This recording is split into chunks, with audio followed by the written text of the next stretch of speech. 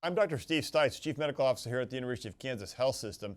Thanks for joining us on another Open Mics with Dr. Stites program. We are on Facebook, YouTube, and Twitter. How many of you like snakes? I don't see too many hands going up. If you're like most of us, you may cringe at the thought of running into one of those critters. You know, they're not really cringeworthy though, just to say.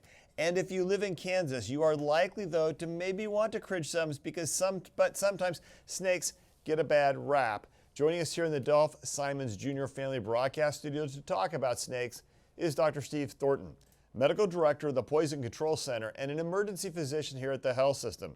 Steve is also a toxicologist, which makes him especially qualified to talk about this.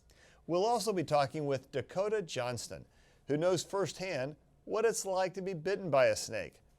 And we'll be live at the Kansas City Zoo, where Alexis Del Cid will be talking with Zoo Director Sean Putney about these fascinating creatures and why they are so often misunderstood. Here's what we're not going to do. We're not going to be talking about snakes on a plane. I promised people I would make that reference today. Now I've done it. We can move on. Not snakes on a plane. Of course, we'll also be checking in with Dr. Dana Hawkinson, Medical Director of Infection Prevention and Control, to see if we're making any headway on our COVID patient numbers. Questions from our viewers are an important part of this program. We want to hear from you. Get your questions sent in to us on YouTube, Facebook, Twitter, and the Medical News Network. You can find those links right here on your screen. Let's start with a few facts about snakes. They are some of the most beautiful and misunderstood animals in nature. And I really believe that. I kind of like snakes until they're too close to me.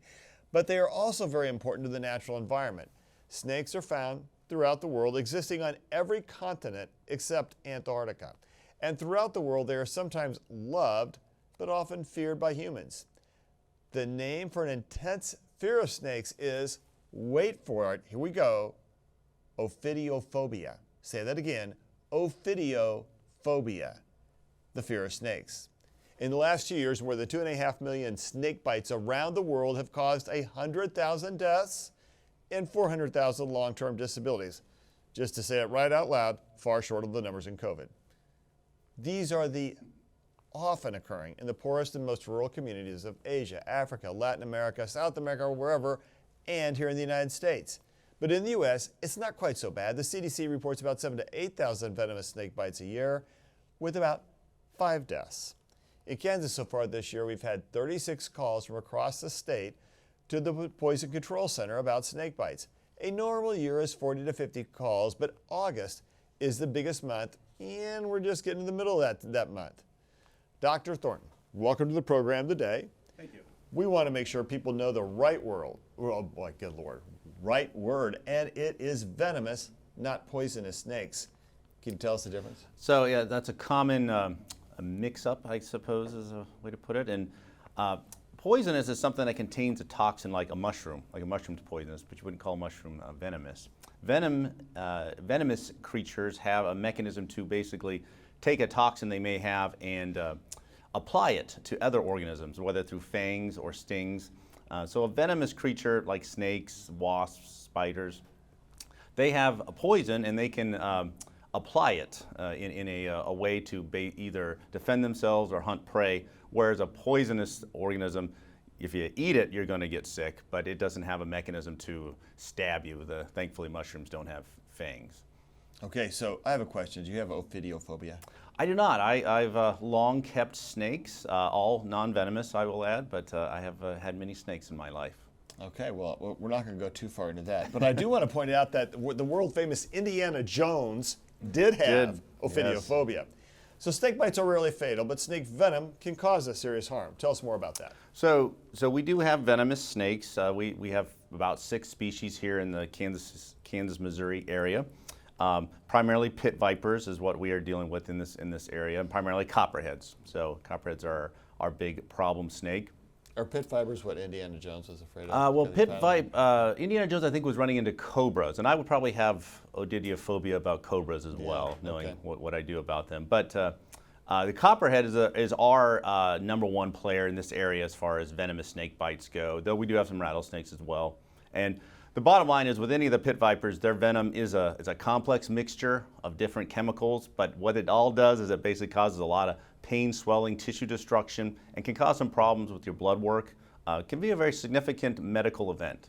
You know, I think your glasses could have passed for those at Harrison Ford wore, but your hair needs to be darkened. But just saying. Need a little more of it too. Yeah, is a snake bite more dangerous for a child than an adult? So there's interestingly, there's a myth out there about small snakes being more dangerous than large snakes. But what we do know is that little kids do get sicker because it's a dose event. It's basically, the snake doesn't really measure you out. The snake will apply about the same amount of venom for an adult or a child. Obviously, child being smaller, that's going to be more venom per body area, body size, and the kids can get sicker, yes. So as the designated snake center, I'm not quite sure what that means, but designated snake center, do we keep venom on, or not venom, we keep the antidotes on hand? So yeah, we do advertise ourselves as a comprehensive or a designated snake bite center, and what that basically means is that the health system has made the commitment to having the personnel, the facilities, and the treatment, the anti-venom, available to treat whoever may have a snake bite in the state of Kansas, state of Missouri, in this area basically. Because anti-venom, which is the treatment for venomous snake bites, is expensive, and not every hospital carries what would consider an adequate dose of the anti-venom. We don't have that problem. We got plenty of it. We can treat people adequately and successfully. And sometimes a snake bite can actually get a lot of local reaction. You may sometimes need a plastic surgery, a lot of tissue necrosis right around the bite. It's a very, very painful, a lot of tissue destruction, exactly. You like to have follow-up with the appropriate healthcare professionals. Luckily, if you get to the right facility and get treated appropriately, a lot of that can be prevented. Yeah, and how long do you have to get to the right facility? It's definitely a time-sensitive medical event, and I would say you want to get to a hospital within an hour or two, because the thing about antivenom is it's not going to reverse any damage that's already occurred. It's going to prevent further damage. So the sooner the better is I think, a good takeaway. Okay, so do all hospitals have antivenom? Most will. Some of the smaller ones don't, and that's kind of where we've kind of stepped in with the poison center and the health system, trying to help those smaller facilities who, unfortunately, sometimes see more snake bites because they're out in the rural areas where people are interacting with, these snakes. So it's something that's not universal for sure, and antivenom is very, very expensive. I'm not going to deny that. So there's some hospitals that simply financially just don't want to make that investment. We've made that investment, and we have plenty of it. Dakota Johnston is one of our guests on the program of the day. Dakota, you were bitten by a snake. How long ago was that? That was back in 2017, and it was a copperhead. All right, and where were you when that happened? I was actually camping out with a group of friends. All right, how far were you for medical help? Actually, not too far. I was camping out at Clinton Lake, close to Lawrence. So not too far at all. And that picture you see there is the initial bite. Okay. Did he bite you more than once? He actually attempted to, because I actually stepped on the snake and didn't realize I stepped on the snake. So he actually was going back for a second strike. You can tell there is a third puncture mark, very slight there. So how sick were you? Oddly enough, I did pretty well through it. I'd say the worst part was probably the week after the fact of getting bit and after getting the anti-venom. But the initial bite really, I did okay through, and my stay in the hospital wasn't that bad. But the aftermath was the swelling of the foot and the leg was the worst part, I will say. Did it hurt a lot at the time of the bite, I take it? So oddly enough, since I stepped on the snake and I kept walking because I didn't realize I actually got bit by a snake, it was like a very strong bee sting. So it took me a second to realize what had happened, and then I turned around and went back because it was dark and turned on my flashlight, and then I was like, oh yeah, that's definitely a poisonous snake. I think that's a copperhead. Well, it's a good thing you knew. So what'd you do? So I went and got a couple of my friends, to make sure, yes, this is a copperhead. And then several of my friends were like, oh, you can't do a whole lot for that. You just take some ibuprofen, wait it out. And I was like, I'm pretty sure that's not what we're going to do. So then I had a friend of mine take me to the hospital in the ER. And did you end up here at KU, or did you go to Lawrence? Where'd you go? No, I ended up at Lawrence. All right, and they had some anti-venom for you? Yes, they do have the anti-venom. And how did that go? Relatively well. I only ended up having to get one dose. I know some people ended up having to get definitely more than one dose. And I spent the night in the ICU and got released the next day. I know some people have a more traumatic experience. I was lucky enough to not have too rough of a time. Excellent. We're going to go to the Kansas City Zoo in just a minute, but Dr. Thornton, talk to me a little bit. When he says didn't have to, what is the rough time people can experience? So obviously the venom of these snakes is designed to work fairly quickly. So generally, what he said about the kind of feeling like a bee sting, that's a very common presentation story. They say, oh yeah, I didn't realize I was even bit, until maybe 2 hours later. If you don't seek care, you'll start to feel it. You'll see the swelling. You can see on some of the pictures, it's kind of that bruising, that ecchymosis there. And that's what it does. It kind of begins to digest you a little bit. Very painful, a lot of swelling. And as long as you get the antivenom within a relatively short time frame, you can kind of stop that, and then your body just has to recover from it. I tell people, like for instance, where he was bitten, it's going to be like the worst sprained ankle you've ever had. It's going to take a couple weeks for it to get better. It doesn't just kind of get better overnight. But obviously, the longer you let it go before getting antivenom, the worse it can be. So now, if somebody got a copperhead bite, could they die from that copperhead bite, and how would that happen? So when his friend says, "Oh, there's nothing you do about it," there is an urban legend that you don't get antivenom for copperheads because they don't kill people, and in general that's true. But there's a lot of suffering and pain involved in it, and we do. I think as healthcare professionals, we like to relieve pain and suffering, and that's what you're doing basically with the antivenom. Studies show that folks who get antivenom get back to basically doing what they were doing before sooner. They have less disability. They need less pain medication. So there's certainly benefits for getting antivenom in copperheads. Is it life-saving? I will grant that fortunately copperheads do not kill many people, so that is good. But still, it's very painful. I would take antivenom if I got bit by a copperhead. Yeah, and you can lose a lot of skin and even have some limb endangerment. So and there's cases where people just never, if they're bitten in the hand, it's just never the same after that. So it's certainly, like I said, it may not kill you, but you're going to remember it. All right, well, they may know a thing or two about snakes at the Kansas City Zoo, because that's where Alexis Del Cid is live with Zoo Director Sean Putney. Alexis, how goes it this morning? I see you're holding a snake. I would never have guessed that about you. I'm just going to be honest, Alexis. I didn't see you as a snake whisperer. Dr. Stites, I like to live on the edge. Come on now. The only bad part about this, you guys, is I have an itch on my right eyebrow, but to itch my eyebrow, I would have to bring the snake closer to my face, so I'm just going to muscle through this. Okay. I'm holding Ron. Ron is my new friend, and I'm here with Sean Putney, who's the director of the Kansas City Zoo. How do you know Ron's a boy? You have to do a little invasive search. So Like for most snakes, yeah. You have to go inside of their vent, Oh, okay. their cloaca, and if it's a boy, they do have male reproductive parts down there. Oh, interesting. But tail for most area. snakes, you can't tell a male from a female. Now, that being said, usually the bigger snakes are females because Okay. they are doing the bulk of the reproductive.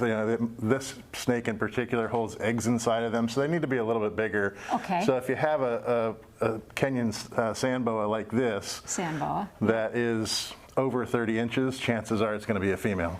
So this is a Sand Boa, though. It is. Named Ron. Now, I'm glad you brought up the females, because we have this reminded me of the movie Twins, because right next to Ron, I have Louise. This is like Arnold Schwarzenegger, and this is Danny DeVito, but reverse the genders. Louise, is she the biggest one you have here? Yes, she's about 15 feet long. She's a Burmese Python. And you can see the color on Louise. That's not natural. So for those of you who are thinking, what a pretty snake, you wouldn't find one that looks like that out in the wild. They would just get picked off by a predator. They rely on camouflage, especially when they're young, to survive, and then when they get older, to help them with their ambush predation. So Louise, that's her natural reaction to being safe, is she turns bright? No. I mean, why is she so bright? That's unnatural. That's just a genetic deformity, really, Oh, that wouldn't be good for them in nature, but that's something that you'll see in a captive environment. It's just been bred that way. So it's not a normal coloration. They wouldn't survive in the wild like that. Got it. Boy, that'd be nice for us, though, to see. You could see if you were about to step on one. True. Tell me about Ron as far as, I should have asked you this before I was holding Ron. Is Ron venomous? No, we do not have any venomous snakes here at the zoo in our collection. We do have some that are on grounds, but I wouldn't have given Ron to you if Ron were venomous. Thank you for that. Do even non-venomous snakes bite? Yes. So that's kind of a misconception that constrictors still have to bite their prey. Usually they'll be laying in wait for their prey to come by. The first reaction is they bite them, then they twist their bodies around them to suffocate them, and then they consume them. So they still bite, and they still have teeth. If you were to open up Louise's mouth especially, you would see that she has some very large teeth that point backwards to her gut. Ooh, Louise is the big one. Yes. So what would I see if I opened up Ron's mouth? Same thing, smaller scale. Okay, good. That's good for me. What does Ron eat for breakfast? So we primarily give small mice to our snake collection. Okay. So he could fit a whole mouse in there. Yeah, different sizes for different Okay. snakes. Right. For Louise, it goes up to larger rats and even guinea pigs, and we'll give rabbits too. Do you feed them live prey to mimic their environment? No, so that's something that if you put live prey in, you take a risk on the animals that you're actually feeding, doing some damage to the animals that you're trying to feed. So if you put a rat in with them, rats have teeth too. So it's possible that they could bite the snakes. You freeze them. They are. We don't grow our own here. We bring them in, so they're shipped in every couple months. Like ratsicles. Kind of. In the hot. So I have one last question. Actually, we've got a lot of questions for you, Sean, but I do have a question back in the studio for Dr. Thornton. Earlier in the broadcast, we had talked about how we'd had 35 snake bites this year so far, but it's only August, and a typical year is 40 to 50. And I just wanted to ask again about that. Have we had a lot of snake bites this year, or is that typical because now we're going to start heading into the cooler months? I'd say we're en route for a fairly typical year. You know, we've gone in the last couple of years up to as many as 60 bites in a season. So I think we're heading for that kind of 50-ish range. Now, you know, nationwide we are seeing, you know, a lot more copperhead bites in particular over the last 10 years. It's kind of interesting. Fewer rattlesnake bites, but a lot more copperhead bites. And the reality is, as people move out into the country, suburbs, I mean, push out, I mean, they run into snakes more and more. And so, you know, we have seen some general increases across the country in snake bites. But Kansas, we kind of stick fairly close around that 50 range or so. And I think that's where we're going to hit this year as well. Alexis, you are so optimistic. You just said we're heading into the cooler months. I know you're a news person. I'm not sure you're a good weather person. It's just a thought, just a thought. I mean, we occasionally still get bites in November and December. It's, you know, whenever it gets warm enough out there, some of these snakes will start to move around and run into people. All right, thank you guys. When you guys come back to me, I want to ask Sean about things that we can plant around our houses to maybe deter snakes from nesting around our houses and our properties, and some other questions about that. All right, scarecrows for snakes. We'll be back to that in just a minute. We know there's probably a lot of questions out there. Let's go head over to the studio and talk to Jessica Lavelle. Jessica, do you have Ophidiophobia, and can you say it? I can't say it, and I don't want any part of snakes. I was just as surprised as you when I just saw Alexis holding that snake. No way, no how in a million years. So you were not going to go on live to the zoo today. That's what you're saying. You're going to Never gonna happen. Okay, well, glad to see your She's generosity. Better woman than me. Better woman than me. So, Dr. Stites, good to see you, by the way. We do have a few questions, so I want to try to get to these. Alice says, this is why she doesn't like snakes. Alice doesn't like them because she can't tell which ones are venomous. So, to either of our guests, how do you tell which are which? You know, that's a great question because just to be honest, you don't really want to get up close and personal to figure it out, Steve. So first rule is just consider them all, just leave all snakes alone is a good mantra to live by. if you're the very, very inquisitive type, you can look for certain characteristics. Most of the venomous snakes we have in this area are going to be fairly bulky, kind of almost fat kind of snakes. They're not going to be that ribbon, fast-moving one that you see zip across your yard. They're going to have kind of a triangular head.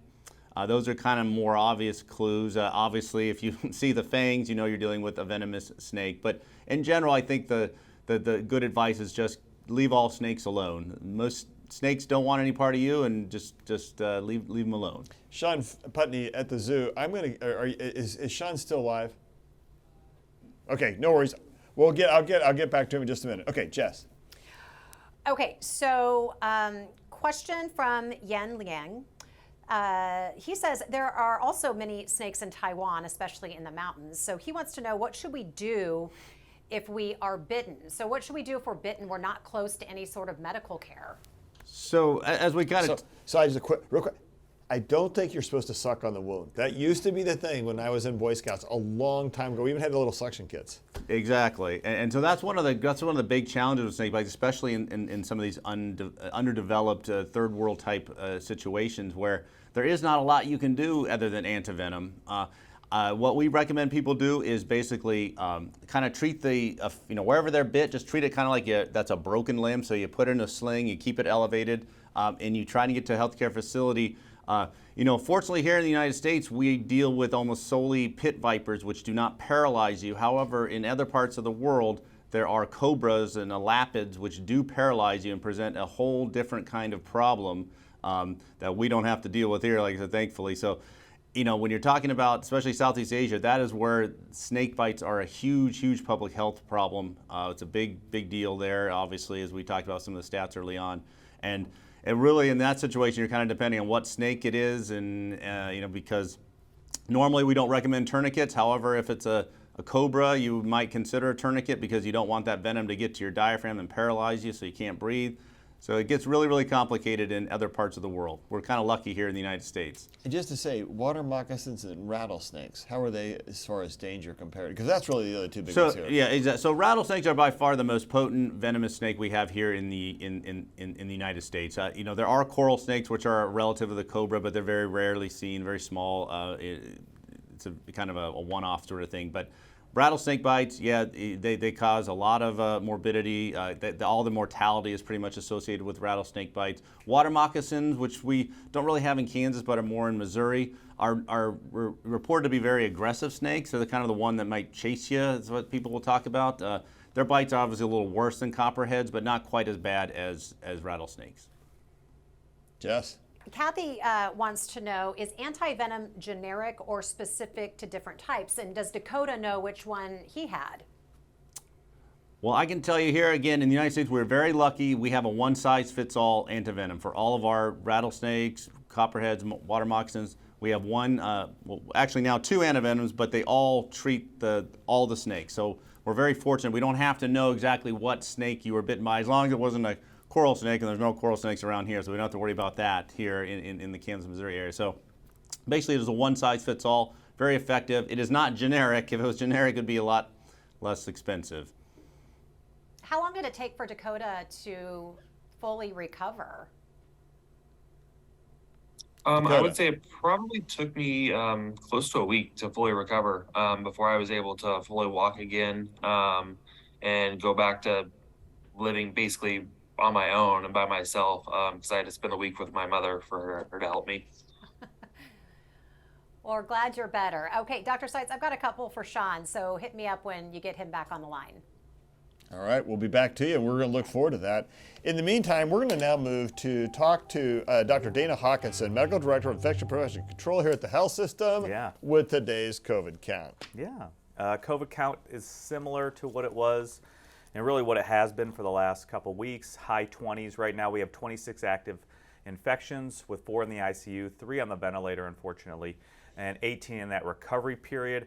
But Steve, from looking at the latest graphs, it seems like the cases, again, the reported cases, somewhat may be on a trend, a downtrend.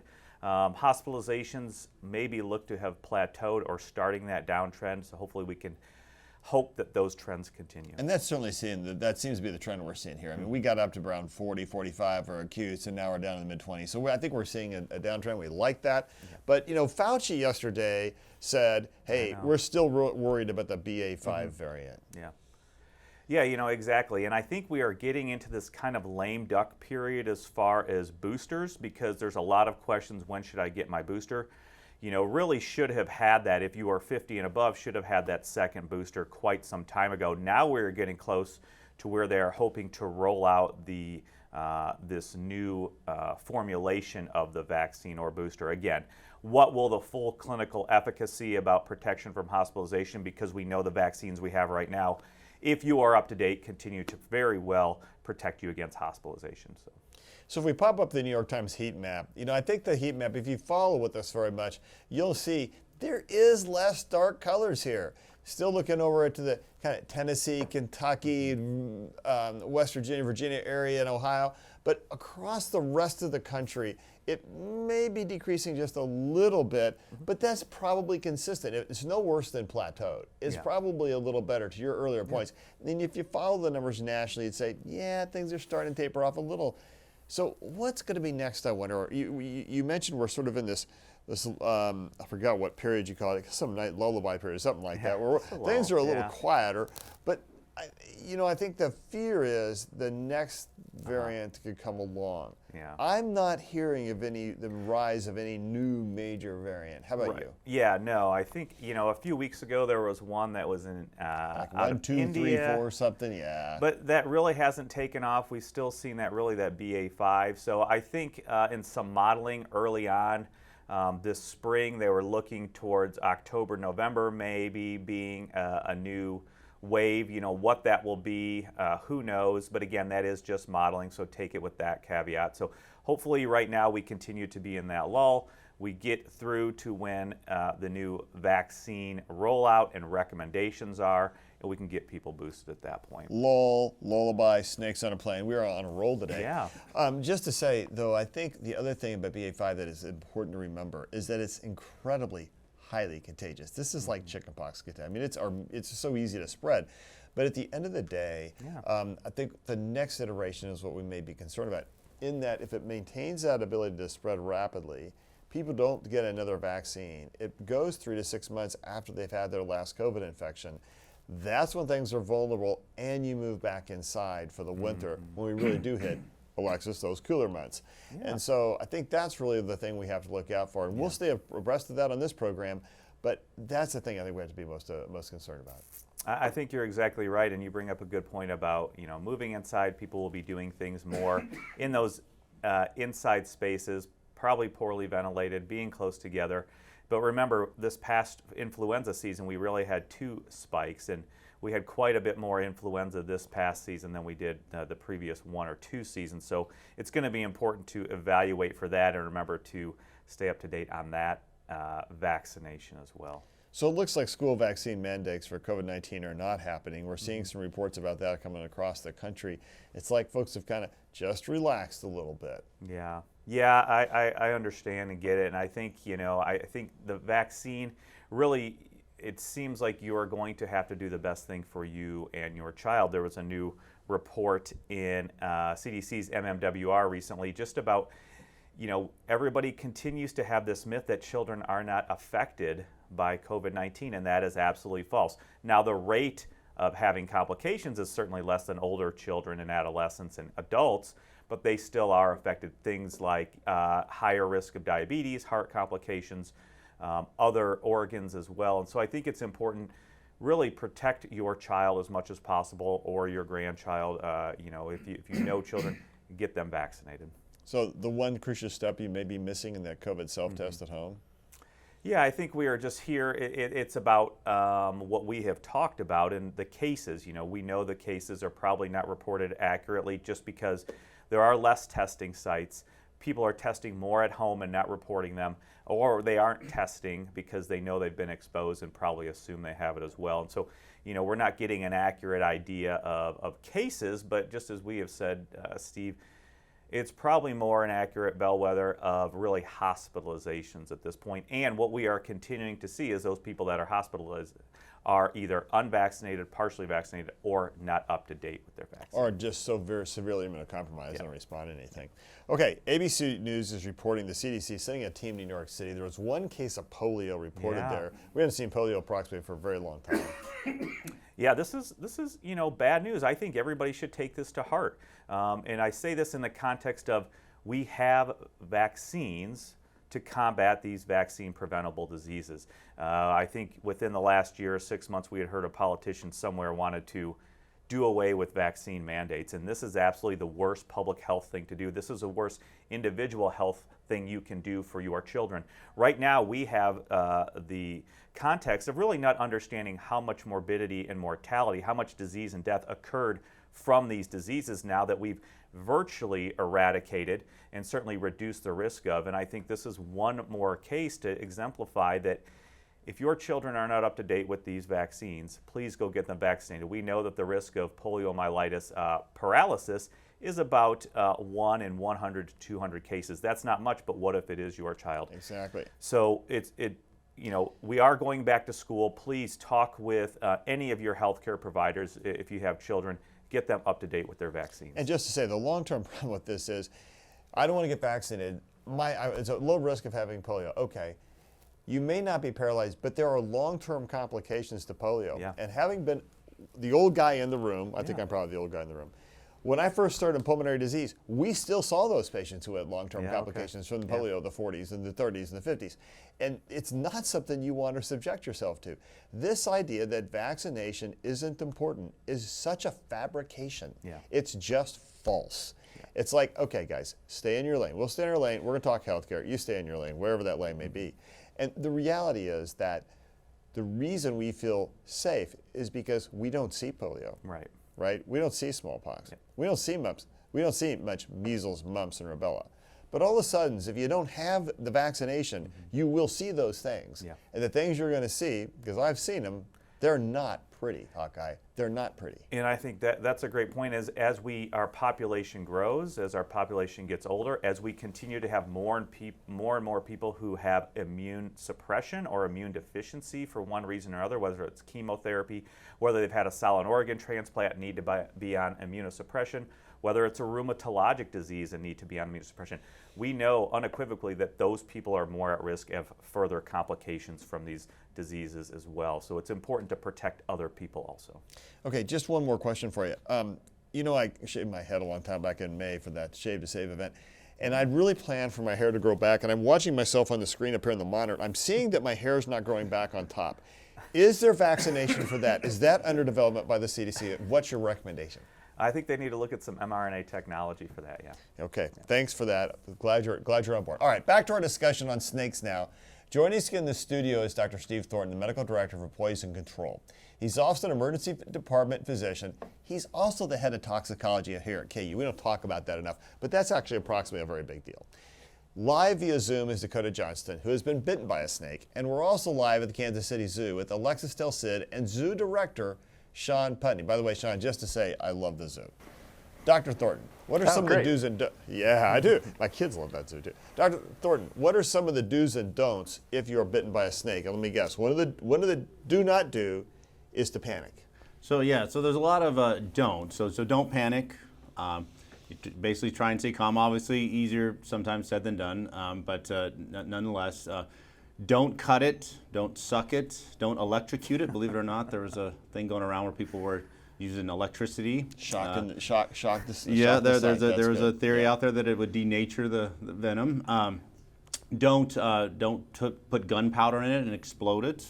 Should I take some, ammonium and inject it under my skin? That was one of the plans. Anything that would involve injecting or cutting or sucking is all pretty bad. All you're going to do there is basically cause more damage, more infection, really cause infection. What we recommend is, again, treating it like you injured it, from a sprain, strain, whatever, putting it in a splint, elevating it, and getting to a healthcare facility where they can get you evaluated and see, do you need antivenom or not? Okay.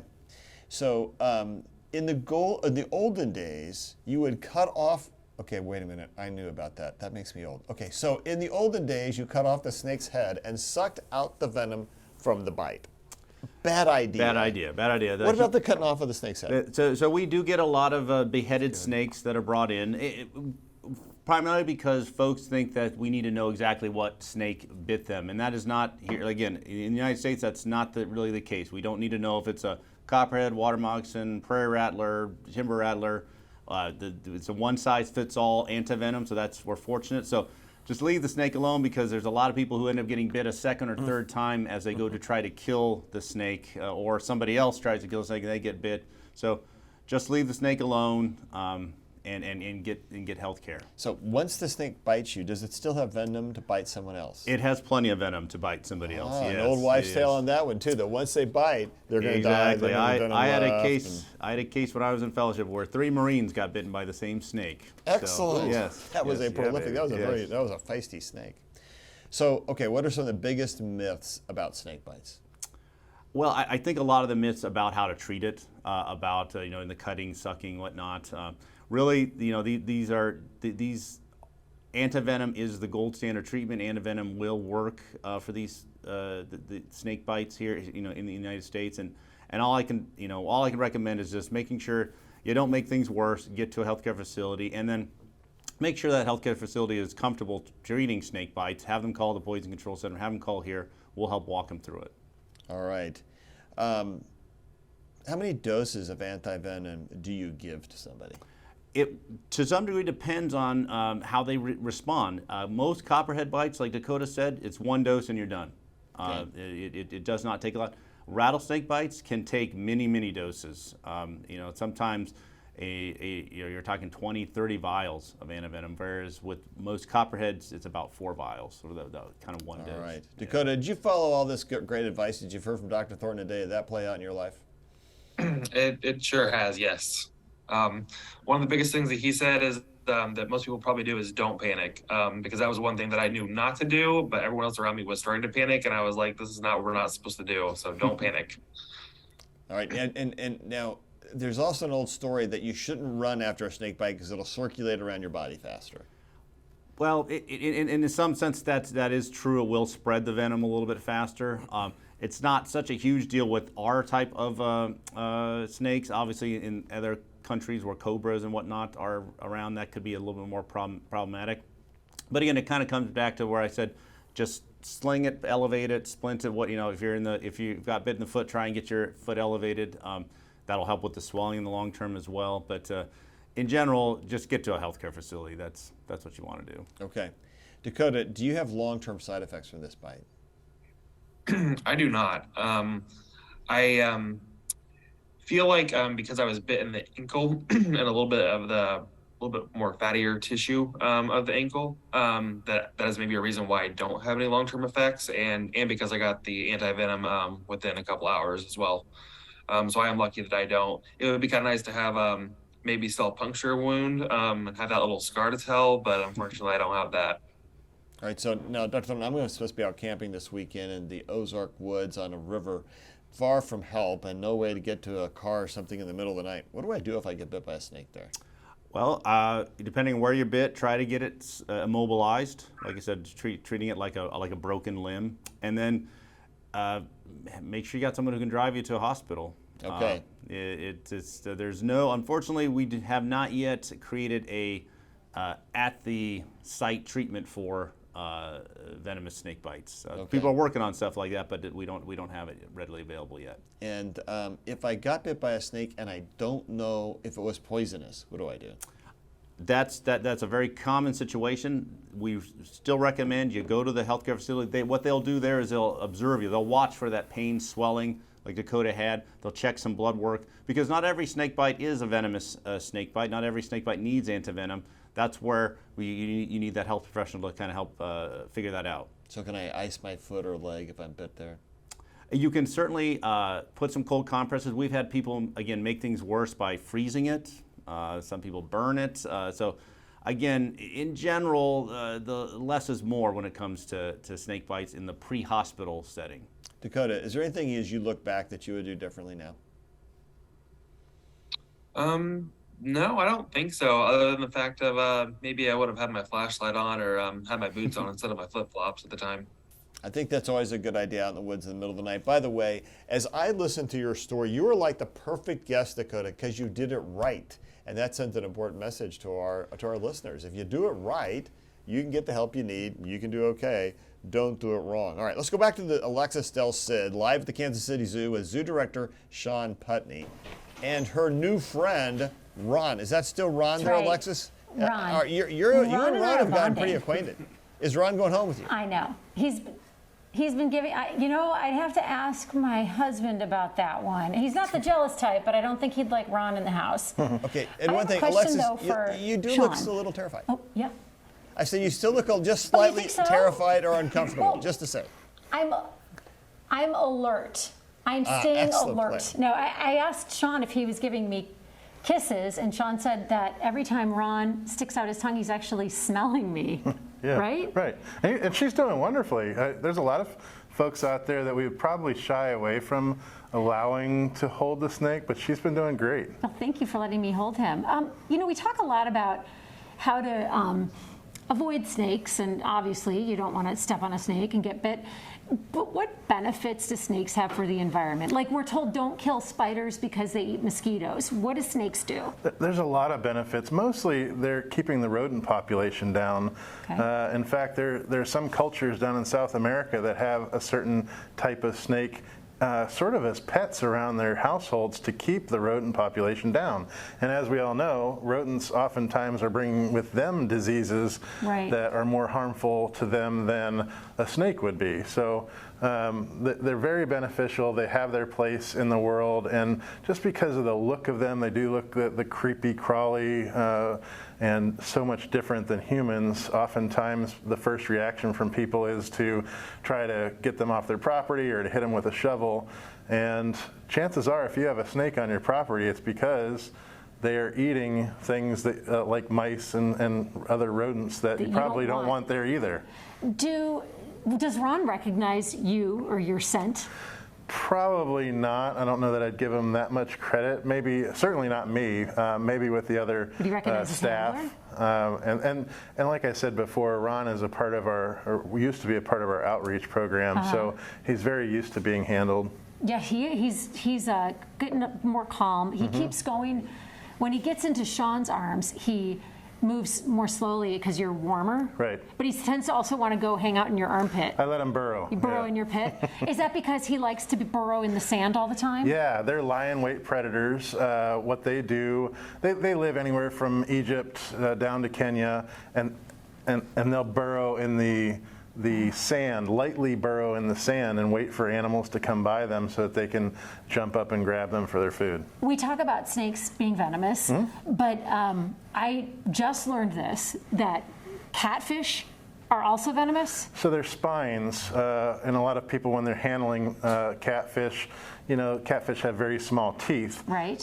But if you were to hold them incorrectly and happen to get one of those spines in you, it's a very mild venom, and I'm sure that the other folks who are on the call today can go into more detail, but a lot of times you'll get some swelling associated with that. Really? Because of the fact that it was kind of injected into your skin. It's not nearly as bad as some of the venomous snakes are. But this catfish has to be alive on a hook in your boat, not on your plate where like you get poked with a Correct, bone. yeah. Okay. That's good, because I like catfish. What about if you want to plant things around your house to deter snakes? What would you plant? So I don't know that I would recommend any sort of plant. There's nothing out there that I can think of that snakes would not like. The problem with planting stuff around your house is you're allowing for more potential homes for rodents and more potential homes for these guys to hang out. Okay. So if you have rock gardens and other things for snakes to hide in and crawl around, you're really providing a better environment for them to hang out. Do you ever have wild snakes come onto the zoo property to kind of check out Sure. their snake friends at the condos? They don't necessarily come in here to hang out, but we do have plenty of snakes on zoo grounds. We do see copperheads 2 or 3 times a year. Really? but very, very uncommon. Most of the snakes that we have are black snakes or water snakes. And do people report them to you? Yes. In fact, a lot of times we'll get reports of the water snakes being water moccasins, and we have to Yes. do a little educational moment. Because they do look like A little a similar. little bit. I'm going to toss it back to the studio because I know Jess said she had lots of viewer questions for you as well. Time out. I get a Dr. question with Stites Sean does. first. I have a question for Sean. Sean, Okay. you've mentioned some Yes. creatures that are not troublesome, but I want to know what you guys are trying to do. One of the most troublesome venomous creatures in Missouri, chiggers. Have you solved chiggers? Chiggers. We don't do too much about them. Fortunately, we do keep all of our areas that are right beside the pathways nicely mowed, so people aren't going to get chiggers jumping on them. What eats chiggers? Other insects. So, We need more of those other insects. but- That's what I'm thinking. But I don't know. I don't know exactly which those would be. So yeah, they're not a favorite of mine either. Right. All right. They're not a fan favorite. No. Yeah, not so much. God did not make many mistakes. Chiggers could be one. Jess, I'm going to come back to you for some questions, either reporter or from our community. Okay, so, first of all, Alexis, I have to say, like I said, better woman than me. I was kind of jealous that you got to go out there today, and now I'm watching you. My heart is Right. racing, and I'm thinking, I wouldn't have even been able to stand next to Sean holding that snake. So you are in the right spot You know what? today. Do you remember the VMAs where Britney Spears held the snake? Yes, that's you. Okay, it was this kind of a snake. It was Louise, not Ron. Okay, so I have a question about Louise actually for Sean, because you hear these scary stories in the news about someone having a python like that as a pet and them wrapping themselves around you. So my question to Sean, is that natural? Is that just what pythons like that do? Are they naturally prone to wrap themselves around someone, even an owner that they're loyal to? So you have to remember that many snakes are climbers. So it is common for snakes to wrap themselves around people because they feel more comfortable when they're wrapped around, so they're not going to fall. Now, ground dwellers like Louise, they are constrictors, and the bigger they get, the bigger the prey they want to have. So there have been cases where a very large Burmese python has been known to kill humans, especially younger ones. So you have to be really careful when you're choosing pets and what you're allowing them and not allowing them to do. But for the most part, snakes aren't going to see humans as a food source, and they're not going to, especially wild snakes, the majority of them are just trying to get away from you. And I'm sure that everybody would agree that the majority of snake bites happen just by happenstance or defense mechanism by the snakes. Kathy wants to know, what's a typical lifespan of a snake? Maybe, Sean, you can tell us what the lifespan of those snakes are. And then Dr. Thornton, what about just our local snake population? So a real good rule of thumb for snake lives, 20 years old is a pretty old snake, and the bigger they are, usually the longer lifespan they have. So most of your smaller snakes, the common snakes from around here, 20 years would be a long life for them. But something along the lines of a Burmese python, they might get to be 40 or 50 years old or more. Yeah, I would Ron echo is that. fascinated with the camera. That most of our local snakes are going to be in the 5 to 10 kind of. Obviously, shorter lifespans when they interact with humans. That's for sure. Jennifer wants to know, so if somebody has been bit by a snake like Dakota, are they now immune to it now that they've had the anti-venom? And what does that mean for future snake bites? Hopefully Dakota won't have any more, but what if he did? So that's an interesting question. We don't have a lot of repeat offenders in that regard. In theory, there could be a little bit of immunity. We do know from herpetologists who've worked at zoos in the past that certainly getting bit multiple times can endow some degree of immunity, but I'm not sure if just one is enough. to be honest. You don't need a booster. Yeah, maybe there's a randomized controlled trial. Yeah, we're still waiting to enroll the patient. That'd people be in a that tough study. one, I think. Not too quick in the enrollment. Vince actually has a booster question. Do you need a polio booster? You know, right now we don't know the extent of that durability of that vaccine, but right now there is no recommendation to need a polio booster. Now, I went back to my immunization records, and we used to get the oral polio vaccine, which they use in most parts of the world, especially where it's more difficult to get to those immunization campaigns and getting those out to the people. Right now in the United States, we use the injectable type, but there's no recommendation right now for polio vaccine. If you've had the vaccine, you will be protected from that disease, especially that the poliomyelitis paralysis disease. And we really don't see much late onset polio from people who have gotten vaccinated. It's not like when you hit 70 or 80. The only population that may be a risk for something like BMT and things like that, bone marrow transplants, et cetera. But really, it's not a disease we see frequently. And we would know if it was because people get such severe respiratory complications like when they do contract polio later in life as opposed to earlier in life. So. Okay, last question is from Michelle. She says that she's heard that even non-venomous snakes can carry diseases like rabies. Is that true, and how common if it is? So snakes can carry some certain bacteria. They do not carry rabies, but salmonella complicates some reptiles. Interesting though, almost all of our venomous snake bites, none of them get infected. We don't treat them with antibiotics. So that's actually one thing we don't have to worry about with venomous snake bites. But like with any animal, there's always potential for them carrying some bacteria, but rabies would not be one of them. All right. Well, this has been a pretty cool program today. I've learned a lot. I'm reminded of that song, I don't like spiders and snakes, but I've got what it takes to love you, something like that. I don't know what that song really means. It's kind of odd. The words may be a little odd. I may have messed it up. But I think that means that Alexis Del Cid is in love with Ron. I think her husband should be concerned because I think she's got a new person or a man in her life. Or snake. That's good. All right. A new man in my life. I know usually women avoid snakes, right? Well, we're here for you, Alexis. We're not causing. We're not going to cause any aspersions on your character there, though. So, yeah. Thank you. No judgments, right? Yes. All right. Let's get back to Alexis. So, final thoughts from Zoo Director Sean Putney. Sean, thank you for being on the program today. Final thoughts. Oh, thanks for letting us be a part of it. We appreciate it and hope to see you all at the zoo sometime soon.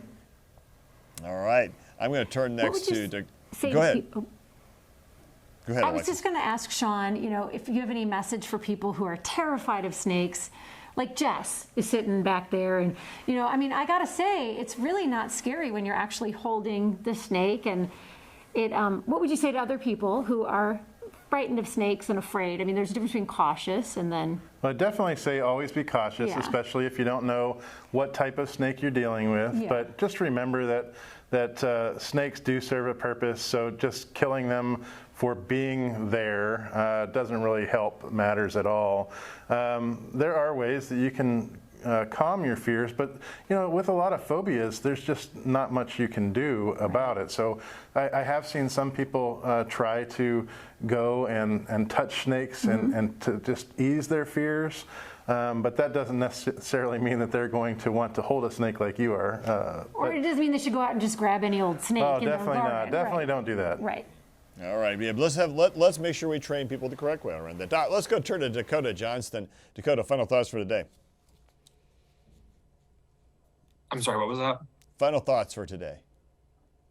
Kind of like Sean said, you should definitely stay away from snakes. Doesn't matter if they're poisonous or not. I did not have a phobia of snakes before, but I definitely do now and do have a little PTSD from it, even though it was a smooth sail for me compared to what other people have to endure, I'm sure. All right, so now you have a little Ophidiophobia, and I just want to say that word one more time in the program. And also, you're a farm tech, I understand, from at LMH, so I'm sure you're dedicated. They sounds like they took great care of you, and as a farm tech, you may have be responsible now for dispensing anti-venom to patients. Yes, I've actually never had the luxury of mixing it myself, and I don't actually do that part of the job anymore. But it does take quite a while to mix it. So that is why it's very important to get to a healthcare facility as fast as you can and get the anti-venom if need be. All right. Well, thank you for being on the program today. Dr. Thornton, thanks for being back. Yes, thank Final you. thoughts. Well, I would echo the live and let live when it comes to snakes. And if you are bitten, just stay calm and get to a healthcare facility. All right. Excellent advice, Dr. Hawk. Yeah, just good show, good information. Again, hope everybody stay safe, and we'll continue to endorse the fact if you are needing to be up to date on your vaccines, please check with your medical providers, check with your child's pediatrician, get everybody up to date on vaccines, and really they work, they will protect you and reduce those risks of those complications. Well, somehow today my final thought is this. I was trying to tie Star Trek into this because they had Gorn, which are reptiles, and so I was going to try and make some reference to snakes. I couldn't quite make it work today. Usually I can come up with strange ways to bring back Star Trek. I would like to also then hum the theme to Raiders of the Lost Ark, but I believe that's a copyright infringement, though from my singing, no one could really tell that, so I think I could deny it. But at the end of the day, what I hope you take away from this program is this. Mother Nature is full of wonderful surprises, and the best thing you could do with snakes is leave them alone because they're a really important part of our life overall and the things they help to protect us from. We just need to respect that with snakes. Let's go back to Jess. Jess, what's coming up tomorrow? All right, leave snakes alone. You did not have to tell me that twice. I got you, loud and clear. Okay, so the pandemic, as we know, has caused sky-high anxiety levels for many people. We're going to take a look back at one of our most popular shows featuring a therapist from Turning Point. Jamie Kopagan had some excellent advice on how to handle the stress, and we're going to have that encore episode for you tomorrow at 8 o'clock. And of course, we'll be back live on Friday at 8 a.m., so go out there, make it a great day. More than 2 million people this summer have been impacted by air travel problems, and that's causing a lot of stress and anxiety. I'm Jessica Lovell. Coming up Friday, how to limit the mental turbulence here on the ground. See you at 8 on these social media channels. Subscribe to our morning medical update and open mics with Dr. Stites podcasts. Now, everywhere podcasts are available.